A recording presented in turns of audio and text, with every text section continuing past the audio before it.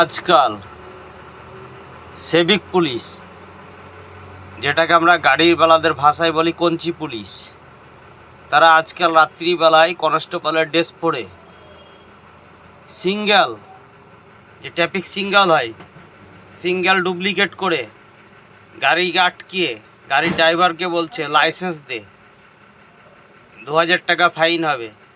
ওর মা বাবার জন্মের ঠিক নেই, বড়দের সঙ্গে সিনিয়রদের সঙ্গে কীভাবে কথা বলতে হয় সেটাও জানে না ওনারা।